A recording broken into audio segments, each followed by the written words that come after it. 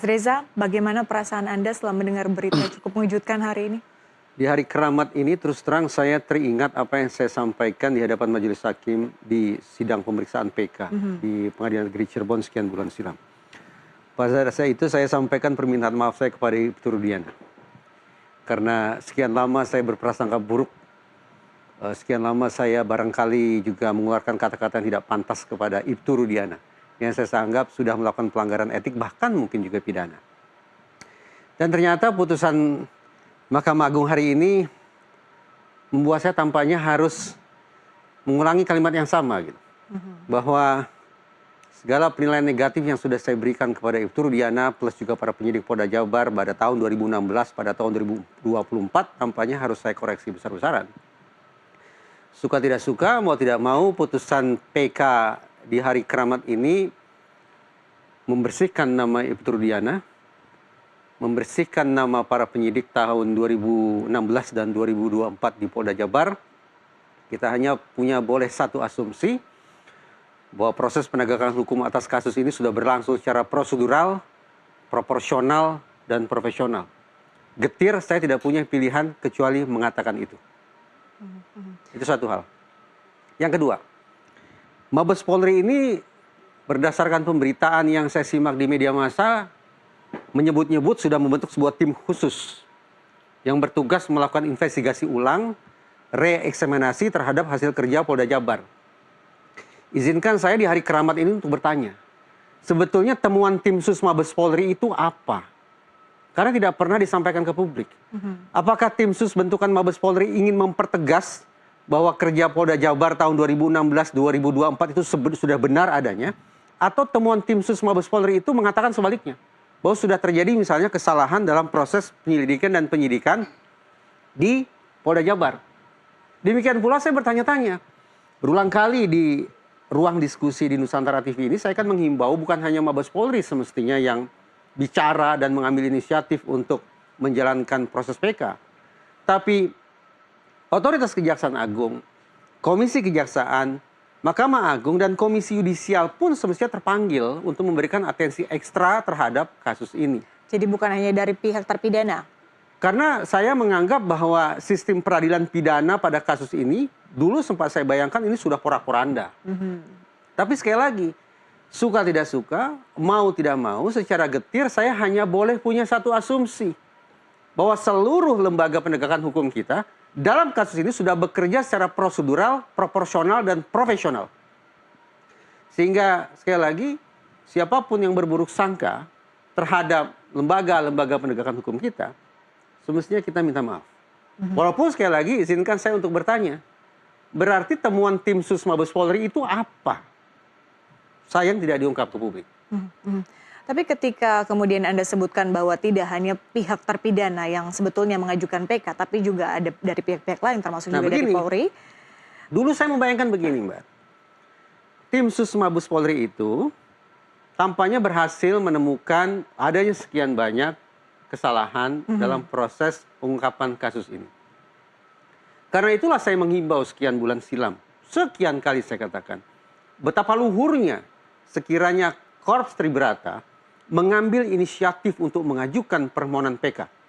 Tapi jadi kalau selama ini saja mereka pasif, bagaimana kita bisa berharap? Makanya di kesempatan ini saya bertanya, sebetulnya hasil kerja tim sus Mabes Polri itu apa? Mengoreksikah? Atau justru mempertegas bahwa kerja Polda Jabar sudah benar adanya? Jadi saya meminta penjelasan tentang titik hulu, tentang apa yang sudah dikerjakan oleh tim sus Mabes Polri. Ingat, saya katakan dalam setiap pengungkapan kasus, ada 4 indikator bahwa ini patut dinilai sudah tepat atau tidak. Pertama, tuntas atau tidak. 2, menyeluruh atau parsial.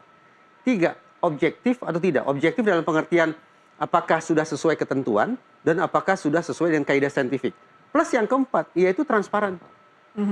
Dalam konteks yang keempat inilah saya pertanyakan transparansinya.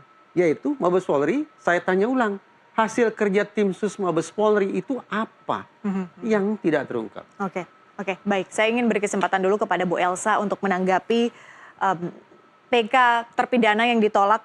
Bu Elsa, dari Anda sebagai kuasa hukum Pak Rudiana, bagaimana Anda menanggapi soal hasil PK yang diajukan kemudian ditolak oleh MA?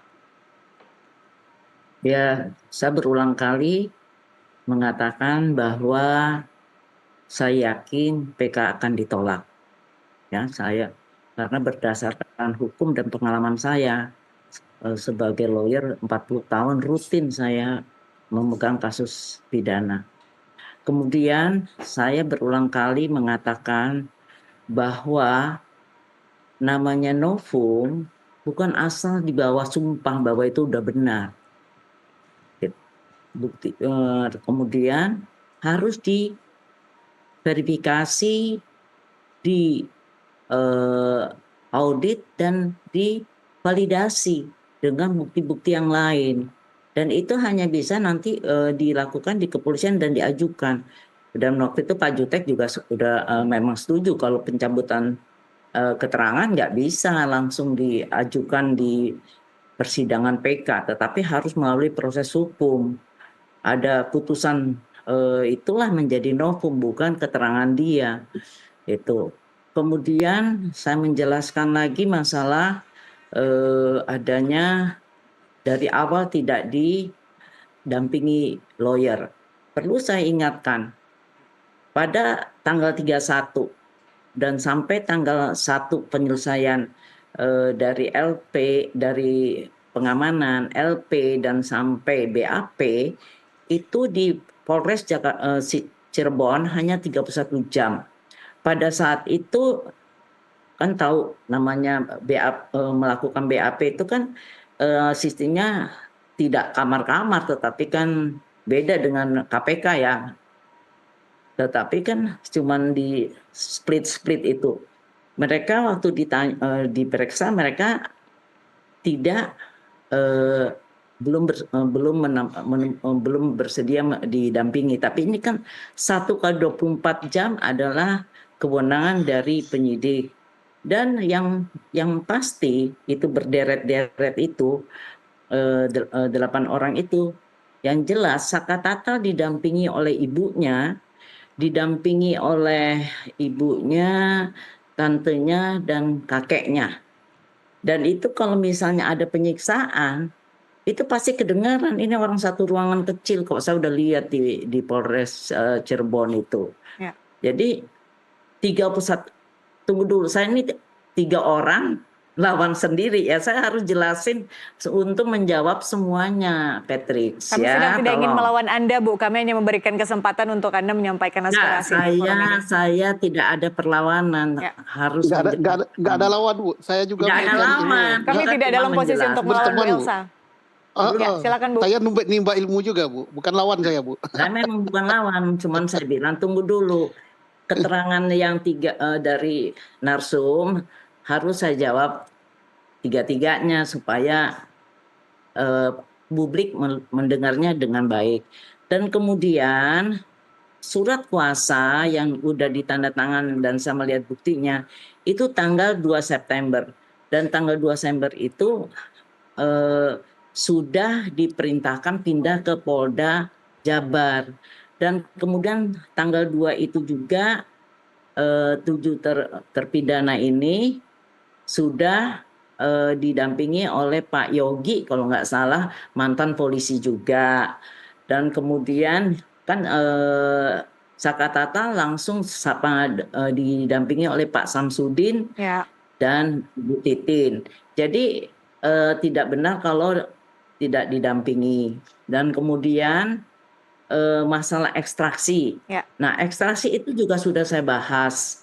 Ekstraksi, mungkin saya perlu beritahu bahwa saya membuat amicus curiae ya atas PK-nya Saka Tatal dan atas PK-nya 7 terpidana. Kalau membaca amicus curiae baru bisa jelas mengapa permohonan PK itu ditolak. Itu ekstraksi pada jam 20.20 itu masih ada komunikasi tentang mau beli makanan segala rupa. Terus setelah jam 20 itu stop dan kemudian Ada itu Ya. Oke. SMS dari HP-nya Vina itu ini sapa. Jadi tidak nyambung. Oke. Jadi Baik. diperkirakan itu adalah si terpidana sendiri yang melakukan. Bu Elsa, mohon maaf, hal itu. kita akan bahas lebih lanjut tadi soal pertimbangan-pertimbangan MA termasuk juga dengan novum yang dianggap bukanlah sebuah bukti baru. Kita akan bahas, tapi kita harus jeda terlebih dahulu, Bu. Kita harus azan maghrib, kita kembali usai jeda. Pemirsa tetaplah di NTV Prime.